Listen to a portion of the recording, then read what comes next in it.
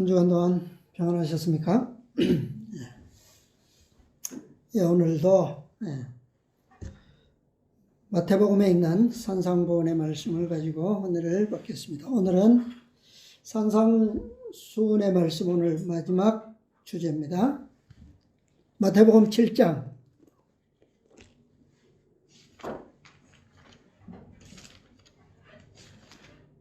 마태복음 7장 24절부터 마지막 절까지 보겠습니다. 24절로 29절입니다. 그러므로 누구든지 나의 이 말을 듣고 행하는 자는 그 집을 반석 위에 지은 지혜로운 사람 같으리니 비가 내리고 창수가 나고 바람이 불어 그 집에 부딪히되 무너지지 아니하나니 이는 주초를 반석 위에 놓은 연고요. 나의 이 말을 듣고 행치 아니하는 자는 그 집을 모래 위에 지은 어리석은 사람 같으리니 비가 내리고 창수가 나고 바람이 불어 그 집에 부딪히매 무너져 그 무너짐이 심하니라. 예수께서 이 말씀을 마치심에 무리들이 그 가르치심에 놀래니 이는 그 가르치시는 것이 권세 있는 자와 같고 저희 서기관들과 같지 아니함일러라. 아멘. 예. 예, 우리는 2021년 한 해 동안 마태복음 5장부터 7장까지 나오는 세상에서 가장 위대한 설교, 예수님께서 하셨던 산상수훈의 설교를 공부했습니다. 예, 이 산상수훈은 시인이 시편에 기록했던 것처럼 복 있는 자의 길을 설명하신 것입니다. 복 있는 자, 복 있는 자는 어떤 길입니까? 어떤 사람의 길이죠? 시편 1편에 보면 의인의 길이다, 그렇게 말씀하고 있죠. 예수님께서는 바로 이 의인의 길, 복 있는 자의 길을 설명하셨습니다. 그런데 마지막 부분에 가면 이 길은 어떤 길이라고 그랬어요? 어떤 문이라고요? 좁은 길이요, 좁은 문이다, 그렇게 또 설명하셨어요. 많은 여러 가지로 이 복 있는 자의 생애를 예수님께서 설명하셨는데, 이 말씀들을 예수님께서 마치셨을 때 사람들은 매우 크게 감동되었어요. 그래서 그 마지막 절에 뭐라고 말씀하셨어요? 기록해 보니까 말씀을 마치심에 무리들이 그 가르치심에 뭐 했다고요? 놀래니 그랬어요. 놀랬다. 왜 놀랍니까? 익숙하면 놀랄 필요가 없죠? 그들은 익숙하지 않은 가르치심, 그럼에도 불구하고 매우 감동된 논리에 부합되고 또 실제적인 실물의 생애와 그것이 증명되는 아주 정연한, 논리 정연한 그런 감동을 통하여 그들은 놀랄 수밖에 없었어요. 지금까지 그런 설교를 뭐 해보지 못했다는 겁니까? 들어보지 못했다는 거죠. 예수님께서 말씀하신 그 진리의 원칙들, 이 산상설교의 기초는 뭐라고 그랬습니까? 무엇의 완전함에 기초되어 있다고요? 하나님의 율법의 완전. 그 목적을 위해서 예수님께서 이 설교를 하셨고 또 그 원칙을 위해서 이 설교가 베풀어진 거예요. 그런데 이 진리의 원칙들이 가지고 있는 그 거룩함, 아름다움, 그것이 사람들의 마음을 사로잡았어요. 여태껏 서기관들이나 제사장들, 랍비들이 가르쳐왔던 그 율법의 해석에는 뭐가 없어요? 마음을 사로잡는, 끌어당기는 그런 아름다움이 없었어요. 사람들의 마음을 뭐하게만 만들었어요? 피곤하고 무겁고 짐이 되고 그런 가르침밖에 듣지 못했는데, 모든 사람들이 예수님의 이 율법에 대한 가르침에는 다 놀랄 수밖에 없었어요. 왜? 그것은 거룩한 아름다움이 그들의 마음을 사로잡아 이끌었기 때문입니다. 그리고 그 거룩한 진리의 원칙은 그들의 마음을 꿰뚫어 보는 듯한, 아주 세밀하게 살펴보는 것처럼 그들은 느꼈어요.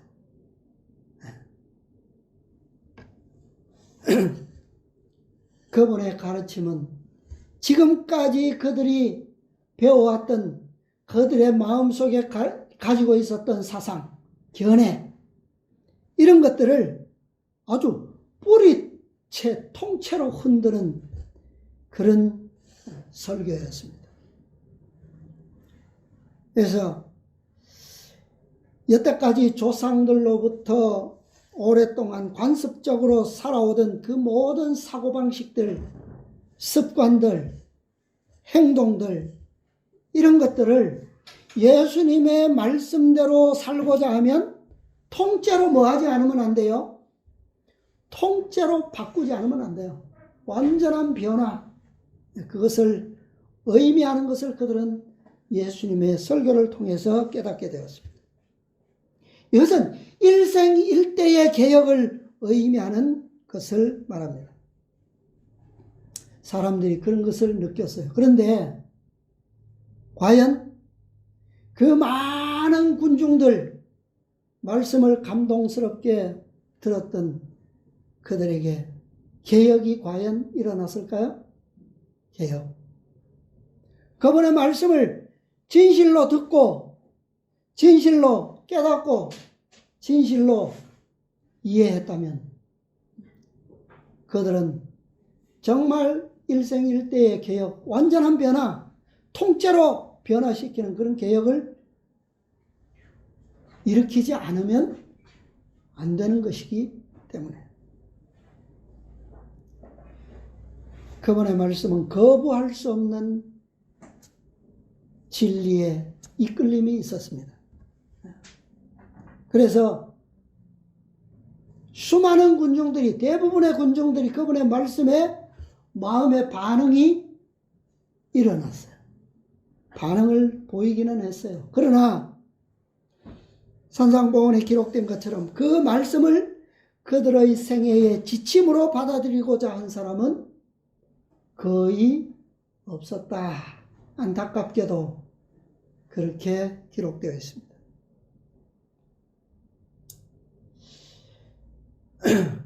우리가 1년 동안 이 말씀을 공부했잖아요. 이 5장부터 7장 마지막까지의 이 설교가 결코 단순한 설교가 아니죠. 모든 삶의 전반에 걸친 부분을 다 그 교훈들을 함축하고 있는 설교입니다.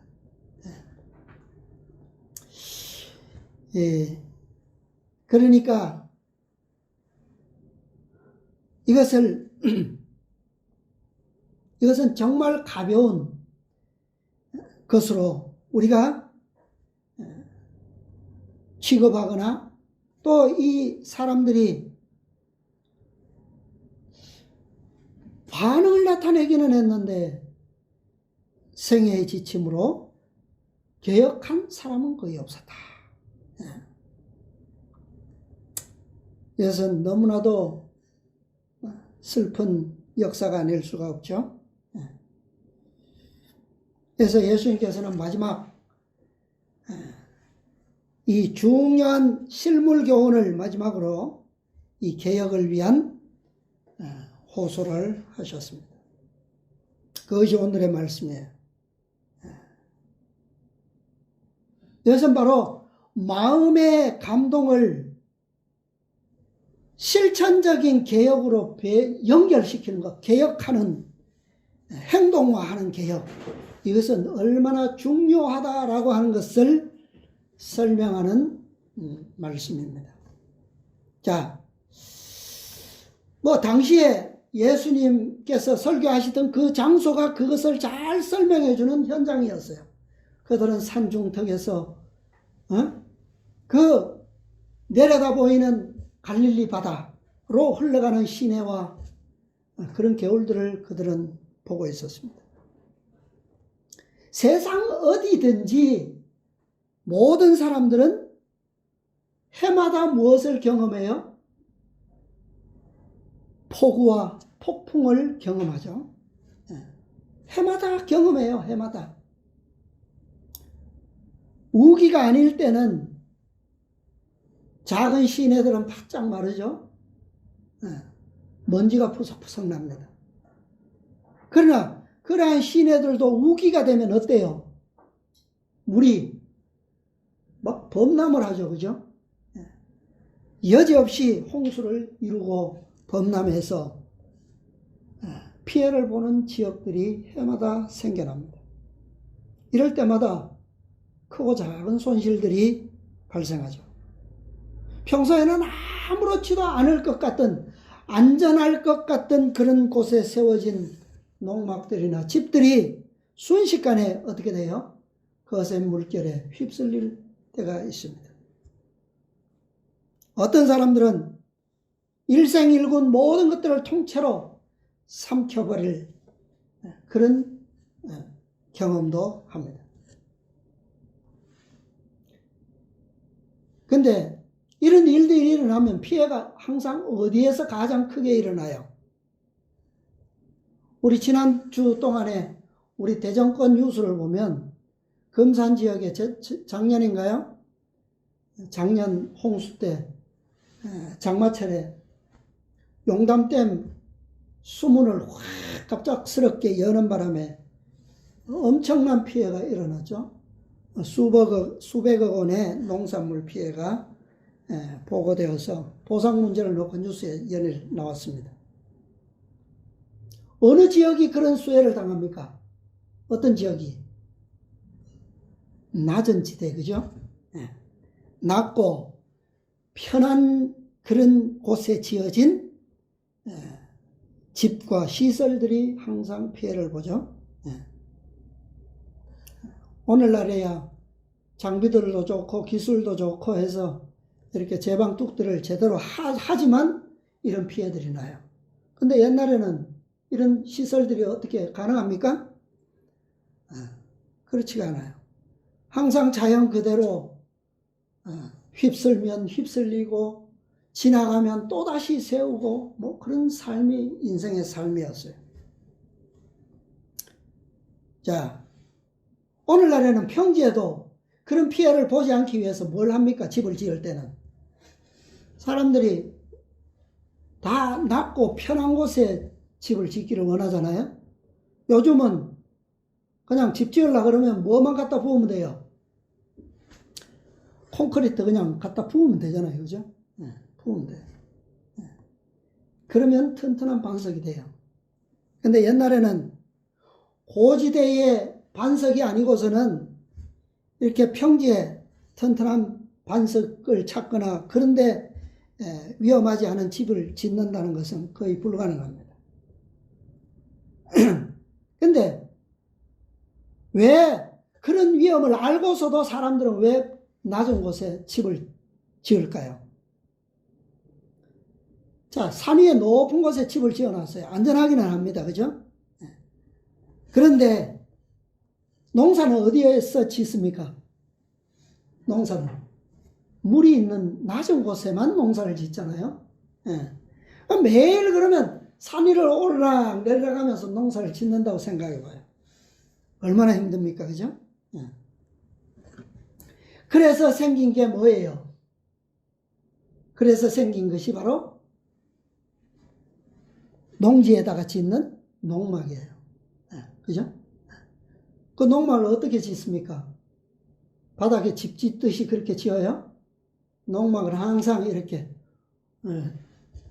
물이 차도 잠기지 않도록 이렇게 높이 짓잖아요.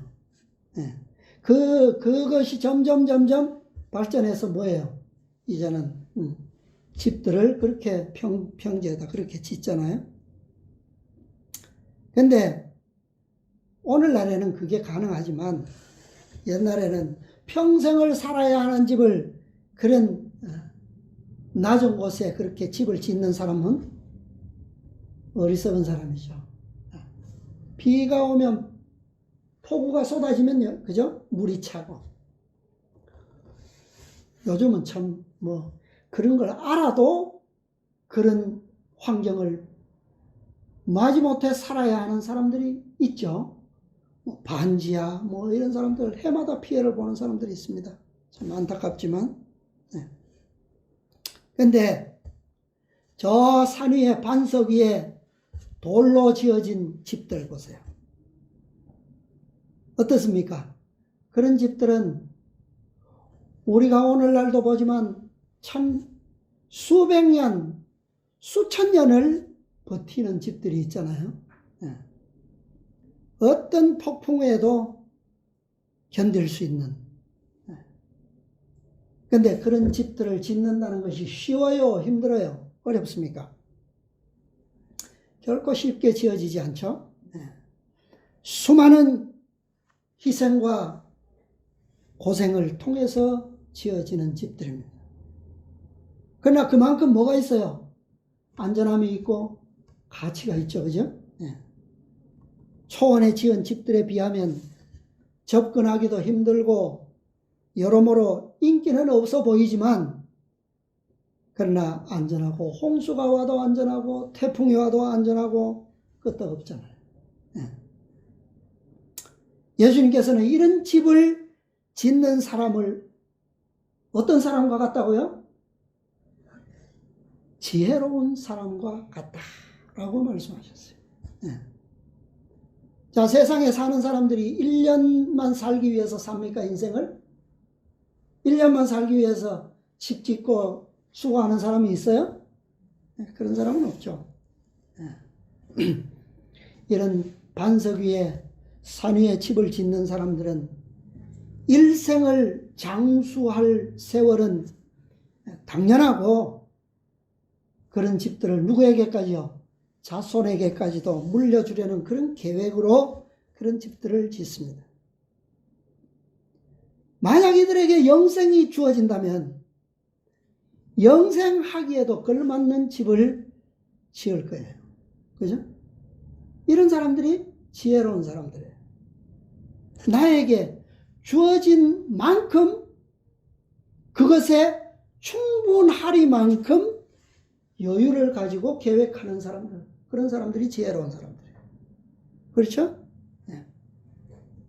그런데 예수님께서는 이 지혜로운 사람을 어떻게 설명하고 있습니까? 7장 아까 24절에 보면 어떤 사람이 바로 반석 위에 집을 지은 지혜로운 사람 같다고 말씀하셨어요? 어떤 사람이? 나의 이 말을 뭐하고? 듣고 뭐하는 사람? 7장 24절 나의 이 말을 듣고 뭐하는 사람? 행하는 자는. 그런 자가 어떤 자다? 어떤 사람이다? 지혜로운 사람이다. 그 다음에 26절에 보면 나의 이 말을 듣고 뭐하지 않은 사람은? 행치 아니하는 사람은 어떤 사람이다? 어리석은 사람 같으리니 그랬어요. 왜 이 말을 듣고 행하는 자는 지혜로운 사람 같을까요? 어떤 말씀이에요? 나의 이 말, 산 위에서 수많은 군중들이 다 듣고 그 마음에 감동받고 끌리던 그 진리의 말씀. 이게 뭐예요? 이 말씀은 곧 뭡니까? 단순히 반석 위에 평생을 장수할 것처럼 계획하고 짓는 정도가 아니라 무엇을 위해서 집을 짓는 것과 같은 사람이에요? 영생을 위해서 집을 짓는 사람이에요. 그죠? 왜? 이 말씀은 영생을 위한 기초의 말씀이기 때문입니다. 그렇죠? 네. 이 말씀은 영원히 없어지지 않는 말씀이에요. 그죠? 그러니까 이것은 단순히 그 집을 반석 위에 지은 지혜로운 사람 정도가 아니죠. 그 이상이다라는 거예요. 천지는 없어지겠으나 내 말은 뭐하리라? 영원히 없어지지 아니하리라. 그렇게 말씀하셨어요. 자, 산상본의 말씀 좀 보겠습니다. 148, 149페이지. 오늘의 주제 네 번째 문단입니다. 네 번째 문단. 율법과 하나님의 본성에 대한 그 문단 보겠습니다. 율법과 하나님의 본성에 대한 위대한 원리가 산상에서 하신 그리스도의 말씀 가운데 구체적으로 나타나 있다. 누구든지 무엇 위에? 말씀 위에 집을 짓는 자는 뭐 위에? 누구 위에? 그리스도 곧 만세반석 위에 집을 짓고 있다. 만세반석은 뭐예요? 만세반석 위에 짓는 집은 어떤 집입니까? 단순히 산 위에 있는 집일까요? 영원한 집이죠. 그죠? 영생을 위한 집이에요. 영생을 위한 집. 말씀을 받아들임으로써 우리는 그리스도를 받아들이게 된다. 그분의 말씀을 받아들이는 자들만이 그분 위에 집을 짓고 있다. 그러니까 그리스도의 말씀을 떠나서는 그분의 율법의 원칙과 그분의 완전한 말씀의 교훈들을 떠나서는 무엇을 지을 수 없어요? 이 집을, 이런 집을 지을 수가 결코 없다라고 하는 거죠. 그죠? 이 닦아둔 것 외에 능히 다른 터를 닦아둘 자가 없으니 이 터는 곧 예수 그리스도라. 다른 이로서는 구원을 얻을 수 없나니 천하 인간의 구원을 얻을 만한 다른 이름을 우리에게 주신 일이 없음이니라.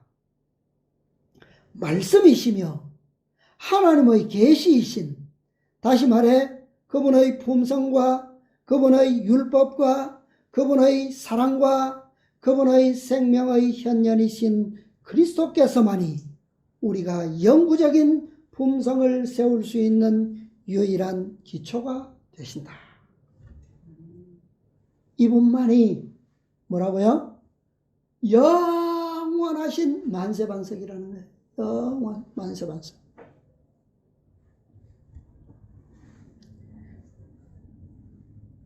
그분 안에 뭐가 다 있어요? 그분 안에 그분의 품성, 완전하신 품성, 그분의 완전한 율법, 그분의 사랑의 완전한 속성, 그분의 완전한 생명, 이것이 다 들어있어요. 그죠? 이 터 외에는 만세반석이라고는 있을 수가 없습니다. 자, 다음 문단 보겠습니다. 우리는 그리스도의 말씀에 순종함으로써 그분 위에 집을 짓게 된다. 자, 아까는 뭐라고 그랬어요? 말씀을 뭐함으로? 받아들임으로써 그분 위에 집을 짓고 있다. 그랬는데 지금은 뭐라고 그랬어요? 그분의 말씀에 뭐함으로? 순종함으로써 그랬어요. 그죠? 이 말씀을 들을 뿐만 아니라 듣고 행하는 자가 어떤 자다? 지혜로운 사람 같다. 그랬어요. 단순히 의를 즐기는 자가 의로운 사람이 아니라, 자, 여기 보면 의를 즐기는 자, 의를 즐긴다는 것은 어떤 의미일까요? 그 다음에 보면 즐기는 자가 의로운 사람이 아니라 의를 뭐하는 자가? 행하는 자가 의로운 사람이다. 무슨 차이가 있습니까? 의를 즐기는 것은 잘못된 거예요, 그러면? 예수님께서 그랬어요. 주의 율법이 내 마음에 있다 그랬죠? 내가 여호와의 율법을 뭐하여? 즐거워하여 그랬어요. 의를 즐기는 것과 여기 하단에 나오는 행하는 자, 무슨 차이입니까? 자, 그 다음에 또 볼게요. 거룩하게 되는 것은 황홀경에 빠지는 것이 아니다. 여기에 산상에서 그리스도의 설교를 들은 대부분의 사람들이 다 뭐에 빠져 있어요, 지금? 황홀경에 빠져 있어요. 마음의 반응을 나타냈어. 말씀에 이끌려서 진리의 거룩한 아름다움을 보았어요. 그것은 모든 것을 하나님께 뭐한 결과다? 바친 결과. 뭐가요? 의를 행하는 것, 행한다는 것, 그죠? 모든 것을 하나님께 바친 결과이며 하나님의 하늘에 계신 우리 아버지의 뜻을 행하는 것이다. 이게 뭐예요? 즐길 뿐만 아니라 의를 행하는 의로운 사람이라는 거예요. 그죠? 시편 기자가 말한 복 있는 자의 길, 의로운 자의 길입니다. 이것이, 그죠?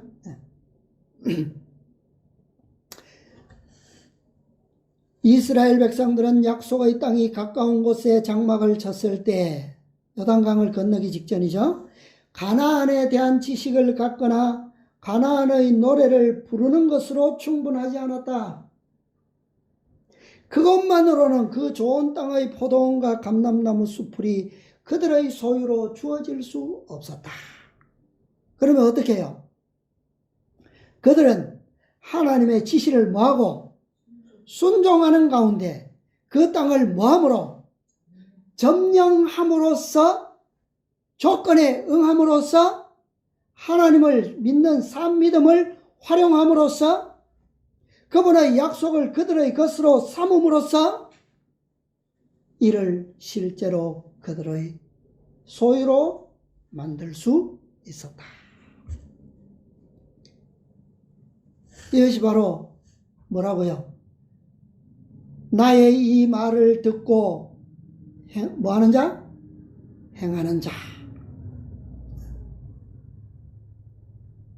이렇게 뭐 할 수 있다고요? 의를 소유하고 즐기고 하나님의 백성, 자녀, 의로운 백성이 될 수 있다는 거죠. 자, 그 다음 또 계속 보겠습니다. 신앙은 그리스도의 말씀을 뭐 하는 데 있다? 실천하는 데 있다. 같은 말씀이죠. 그러나 그것은 은총을 위해서가 아니라 아무 자격이 없는 우리가 그분의 사랑의 선물을 받기 때문에 뭐 한다고요? 말씀을 뭐 한다고요? 실천한다. 행한다. 그죠? 그리스도께서는 인류의 구원의 근거를 단순한 신앙 고백에 두는 것이 아니라 무엇에? 의로운 행동을 통해 나타나는 믿음에 두신다. 그러므로 행함이 없는 믿음은 뭐한 것이다? 죽은 것이다. 그렇게 한 거예요. 단순히 말만 하지 않고 행동하는 것이 그리스도를 따르는 자들에게 기대되고 있다. 품성은 무엇으로 해요? 행동을 통하여 형성된다. 무릇 하나님의 영으로 인도함을 받는 그들은 곧 하나님의 아들이라. 하나님의 영으로 인도함을 받는다라고 하는 자체는 뭐예요? 하나님의 말씀을 뭐 한다는 거예요? 순종한다는 거죠. 듣고 행하는 것을 의미하는 거죠. 그들이 곧 하나님의 아들이라. 하나님의 자녀란 단순히 마음으로만 성령에 의해 감동을 받거나 가끔 그 능력에 굴복하는 자들이 아니고 성령에 의해 인도되는 자들이다. 하나님의 영으로 인도함을 받는다 라고 하는 것은 가끔씩 내가 집회에 갈 때에 많은 말씀들을 듣고 감동에 차서 아멘 아멘 하는 것뿐만 아니고 뭐요? 우리의 일상생활을 통해서 끊임없이 뭐요? 성령으로 인도함을 받는 것을 의미한다. 그래서 우리의 기분이 이렇게 업됐을 때만 우리가 선을 이루는 것이 아니고 우리의 기분이 다운되거나 어떤 사람에게 사기를 당하거나 어떤 사람에게 누명을 쓰거나 어떤 일이 있어도 뭐요?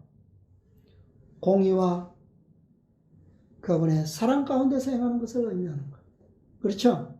예수님께서 오늘 교과에 보면 예수님의 사명이 그랬고 그분은 뭐 할 것이 없다고요? 내 속에는 죄에 반응할 것이 없다 그랬어요. 뭐예요? 자, 우리는 자칫 조금만 어울해도 어때요? 막 복수하고자 하는 정신이 막 나오려고 그러죠. 근데 예수님께서는 어떤 억울함에도 악으로 악을 갚지 않으시고, 그죠? 원수 갚는 것을 누구에게 맡기라? 심판하실 자에게, 아버지께 맡기라 그랬어요. 그것이 그분의 사명이었고 그분은 이루셨어요. 그렇게 끝까지 사랑으로만, 아버지의 품성의 방법으로만 그분의 구속의 경륜을 성취하셨어요. 이것이 바로 성령으로 인도되는 삶입니다. 자, 그 다음 문단 보겠습니다. 150페이지. 그대는 그리스도를 따르는 자가 되기를 원하지만 어떻게 시작할지 모르고 있는가? 그대는 암흑 가운데서 빛을 어떻게 찾을지 모르고 있는가? 그대가 가지고 있는 빛을 뭐하라? 따르라. 누구든지 이러한 소망이 있다면, 이런 원함이 있다면 누구에게나 뭐가 있어요? 빛이 있죠. 그 빛이 크고 작은 차이는 있고 많고 적음의 차이는 있을지언정 그 빛이 없는 자는 이런 소망이, 원함 자체가 뭐요? 있을 수가 없죠. 하나님의 말씀에 대하여 알고 있는 것에 순종하려는 마음을 가지라. 하나님의 능력과 그분의 생명은 그분의 말씀 가운데 있다. 그대가 믿음으로 그 말씀을 받아들일 때 그것이 무엇을 준다고요? 그 말씀이 순종할 능력을 주게 될 것이다. 그대가 소유하고 있는 빛에 유의할 때 어떤 빛이 온다고요? 더 큰 빛이 오게 될 것이다. 그대는 하나님의 말씀 위에 집을 짓고 있으므로 품성이 누구의 품성처럼? 그리스도의 품성과 같은 모습으로 형성될 것이다. 이게 뭐예요? 이것이 바로 성령으로 인도되는 믿음이에요. 행동을 통해 나타나는 믿음이다 이 말이에요. 그죠? 네.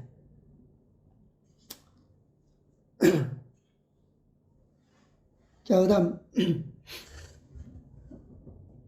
문단 보겠습니다. 참된 기초가 되는 그리스도는 산 돌이시다. 그분은 만세반석인 동시에 어떤 돌이라고요? 산돌, 살아있는 돌이다. 이 산돌의 의미가 우리의 인식 가운데 박혀져야 됩니다. 인식되어져야 합니다. 그리스도의 생명은 그분 위에 집을 짓는 모든 사람에게 나누어진다. 그러니까 산돌의 생명이 누구에게요? 그 위에 집을 짓는 모든 사람에게 나누어진다는 거예요. 생명이, 그죠? 너희도 산돌같이 신령한 집으로 세워지고 그의 안에서 건물마다 서로 연결하여 주 안에서 성전이 되어 간다. 돌들이 무엇과? 기초와 뭐가 돼요? 하나가 된다. 여러분, 나무가 어릴 때 가지가 막 나올 때 그 가지가 어디 돌 속에 이렇게 스며들어가면 그 바위와 가지가 어떻게 돼요? 붙어버리죠. 그죠? 이렇게 철조망이 있는 울타리의 나무들 보면 그런 나무들 참 많아요. 나무 가지 사이에 뭐가 끼어 있어요? 나무 중심을 철조망이 통과해서 있어요. 또 어릴 때 나무를 가지를 이렇게 서로 묶어 놓으면 어떻게 돼요? 나무가 자라면서 그 나무의 가지는 몸통이 되었을 때 하나가 되어 있는 것을 볼 수 있습니다. 그리스도의 생명과 하나 된 그리스도인들의 생명이 바로 이렇다는 거죠. 뗄래야 뗄 수 없는 관계를 이루게 됩니다. 왜냐하면 하나의 공통적인 생명이 모든 사람 안에 거하기 때문이다. 그리스도의 생명의 속성이 그 위에 집을 짓는 모든 사람의 공통적인 생명의 속성이 된다 이 말이죠. 어떤 폭풍도 그 건물을 무너뜨릴 수 없다. 그 이유는 다음과 같다. 하나님의 생명을 뭐하면? 나누어 받으면 모두가 어떻게 해요? 그분과 함께 사느니라. 아멘. 그리스도를 통하여 그분의 말씀을 받으면 그분을 받는 것이고, 그분을 받게 되면 무엇을 받게 되는 겁니까? 하나님의 생명을 나누어 받는 거예요. 그분과 함께 살면 누구와 함께 사는 거예요? 하나님과 함께 사는 것과 마찬가지입니다. 그렇죠?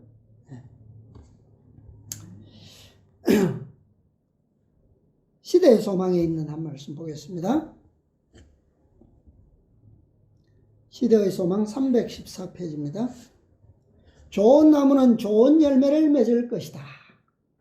만일 과실이 맛없고 가치가 없다면 그 나무는 좋은 나무예요? 나쁜 나무예요?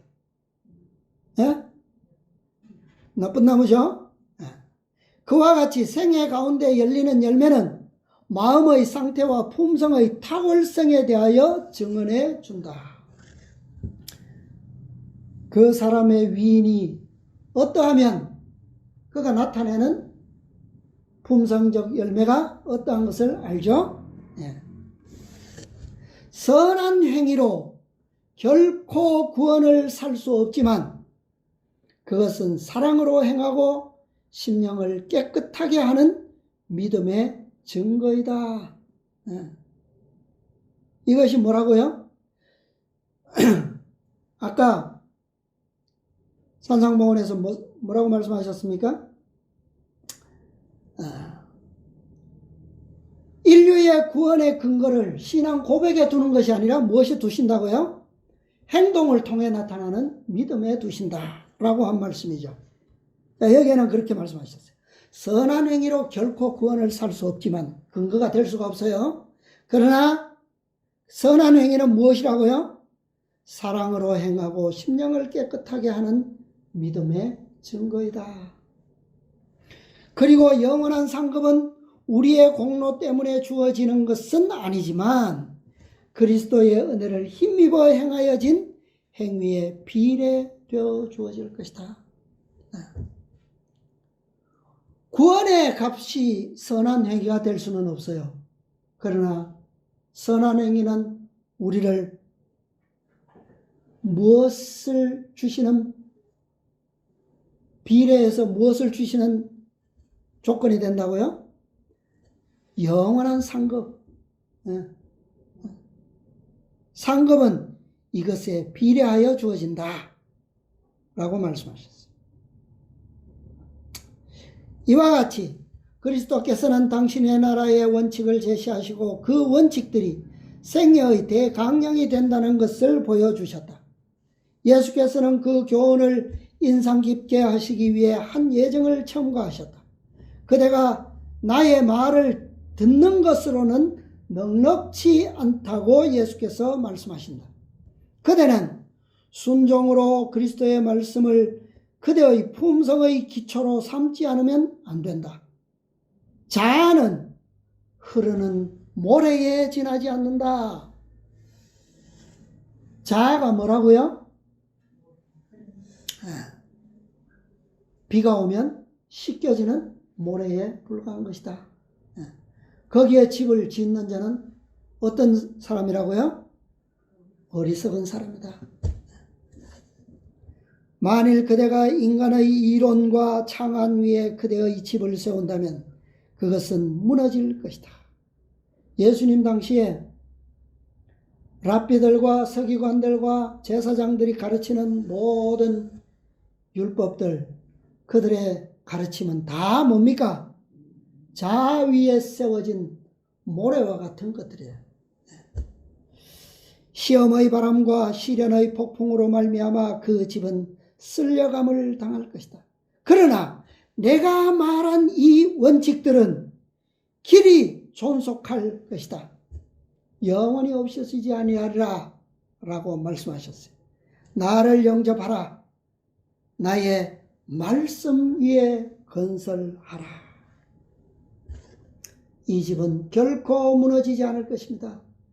어떤 시련과 시험의 폭풍우가 와도 흔들리지 않을 것이고 견고한 가운데 서서 그리스도의 영광을 맡게 될 것입니다. 자, 이제 좀 길지만 한 말씀만 더 보겠습니다. 부모와 교사와 학생에게 보내는 권면 61, 62페이지. 우리들 각자에게 심각히 물어보아야 할 질문은 내가 어느 기초 위에 품성을 건설하고 있느냐 하는 것이다. 자, 어느 기초 위에 품성을 지어야 된다고요? 만세반석.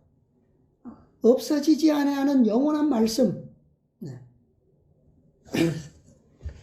우리들은 영생을 위하여 노력할 특권을 가지고 있으며 노력은 특권이다 그랬어요. 우리에게 주어진 모든 힘과 모든 여건들은 그분께서 우리에게 노력할 특권으로 주어진 선물들이에요. 깊이 파서 모든 무용지물들을 제거해버리고 튼튼한 반석이신 예수 그리스도 위에 품성을 건설하는 것이 우리들에게 가장 중차대한 일이다. 주님은 확실한 기초이시다. 자, 두 번째. 자, 첫 번째는 확실한 기초 위에 무엇을 세워야 한다고요? 품성을 건설하는 것이 첫 번째입니다. 자, 두 번째는 견고한 기초가 놓여 있기는 하지만 우리에게 필요한 것은 건설하는 방법을 아는 지혜이다. 자, 예수 그리스도가 있습니다. 세상에 지구상에 사는 사람들 치고 예수 그리스도가 하나님의 아들인 것을 모르는 사람은 없어요. 그렇죠? 그런데 어떻게 그분의 품성을 닮을지는 아는 사람은 그다지 없어요. 그죠? 예수님이 구원자요 메시아인 것을 아는데 어떻게 그분으로 완전한 구원을 이룰 수 있는지를 아는 사람은, 그런 지혜를 가진 사람은 세상에 찾기 힘듭니다. 모세가 광야의 성막을 지으려 할 때에 다음과 같은 경고를 받았다. 삼가 모든 것을 산에서 내게 보이던 본을 조차 지으라. 하나님께서는 당신의 율법 가운데 우리들을 위하여 한 모형을 주셨다. 우리의 품성 건설 역시 산에서 내게 보이던 본을 조차 지어야 한다. 율법은 의에 대한 위대한 표준이다. 율법은 하나님의 성품을 나타내며 그분의 정부에 대한 우리들의 충성심을 시험하는 시금석이다. 자, 이것이 공법이에요. 공법의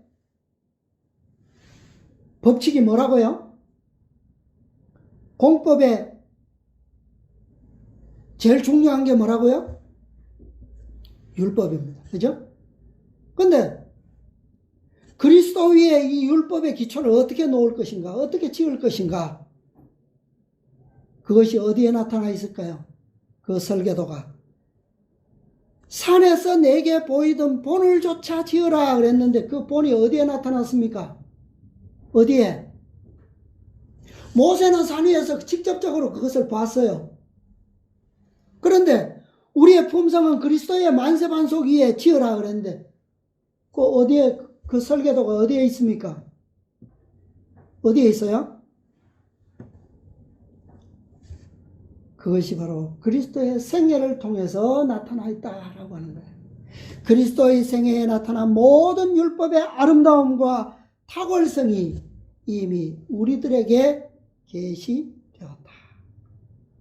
그리스도를 배우지 않고서는, 그분의 생애를 배우지 않고서는, 연구하지 않고서는 품성 건설할 공법을 우리가 찾을 수 있을까요? 없어요. 예수님께서는 율법의 완전한 공법으로 세우셨어요. 하나님의 품성의 기초가 되는 공의와 자비의 속성만을 가지고 세우셨어요. 그 속성에서 벗어나는 어떠한 공법도 온전한 공법이 될 수가 없습니다. 그것은 무너질 수밖에 없어요.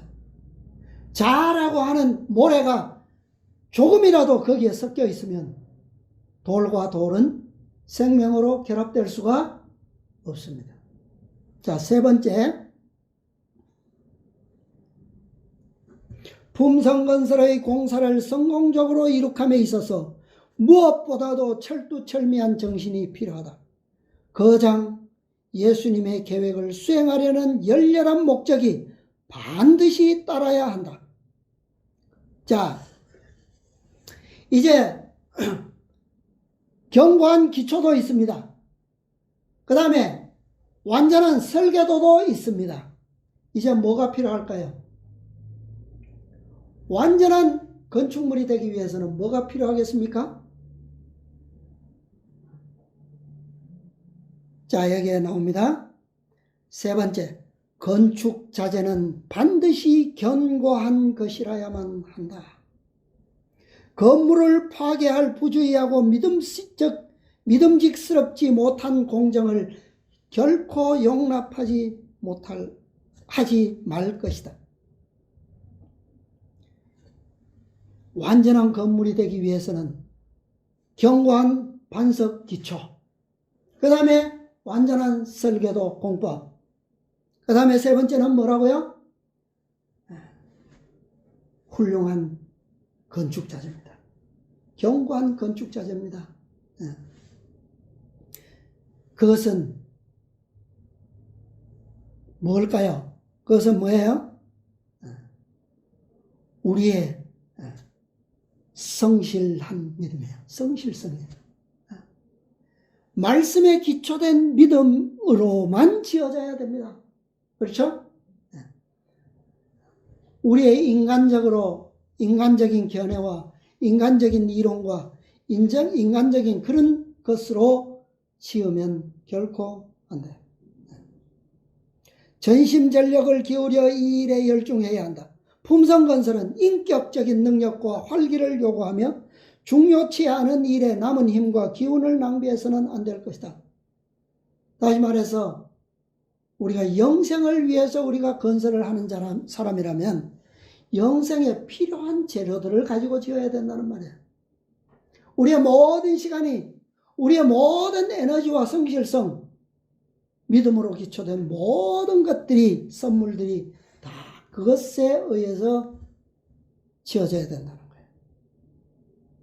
세속적인 풍속, 처세술 및 교제 생활에서 벗어나기 위하여 열렬하고 신중하며 끈질긴 노력을 기울여야만 한다. 깊은 사색, 열렬한 목적, 확고한 성실성이 없어서는 안 된다. 우리에게 예수 그리스도의 반석이 있다면 예수 그리스도의 모본된 공법, 설교도가 말씀이 있어야 하고, 그 다음에 예수 그리스도의 믿음이 있어야만 됩니다. 새 천사의 기별의 결과가 뭐죠? 저희는 하나님의 계명과 예수 믿음을 지키는 자다. 이것이 완전한 건물을 이루는 유일한 요소예요. 우리의 모든 목적과 성실성은 예수의 믿음에 하나도 결점이 없는 완전한 것이어야만 됩니다. 오늘날 우리는 위대하고 견고한 그리스도의 반석 위에 세워진 남은 교회 안에 있습니다. 이 교회 안에 우리가 머물고 있다라고 하는 것은 대단히 놀라운 특권이고 일생의 축복이라는 사실을 우리가 깨달아야 합니다. 두 번째는 우리는 위대한 그리스도의 승리와 그분의 믿음의 완전한 모본을 가지고 있습니다. 오늘날 거룩한 영감으로 기록된 그리스도의 승리, 그분의 생애에 대한 완전한 그 모본의 기록들, 이것을 높이고 말씀만을 높이는 이것이야말로 우리가 가지고 있는 가장 큰 힘이요 능력이고 특권입니다. 그 다음에 세 번째는 우리는 위대한 그리스도의 이름과 인이 새겨진 영광으로 빛나는 기별들, 완전한 기별로 된 현대 진리를 가지고 있는 것입니다. 이 기별이, 이 완전한 현대 진리가 아니고서는 결코 완전에 이를 수 없습니다. 하나님의 이름이 새겨지는, 하나님의 인을 받게 되는 일이야말로 이 진리의 완전함이 절대적으로 요구된다라고 하는 사실이죠.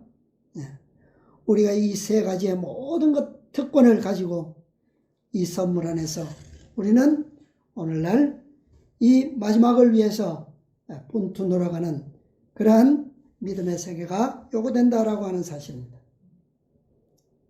그러나 이 교회가 취하고 있는 모든 문들은 좁은 문이고 이 교회가 가는 모든 길들이 좁은 길이에요. 예수 믿음과 현대 진리는 그 자체가 좁은 길이요, 좁은 문입니다. 그러나 이 말씀들을 듣고 믿음으로 순종하는 자는 결코 영생의 상급을 잃지 않게 될 것입니다. 14만 4천인으로서의 하나님의 인을 기록하게 될 것이고 그들의 특권을 결코 잃지 않을 것입니다. 우리 모두 하나님의 크신 은혜와 축복과 특권 가운데서 이 영생의 상급들을 하늘에서 영원히 누리시는 저와 여러분이 되시기를 바라면서 오늘 말씀을 마치겠습니다.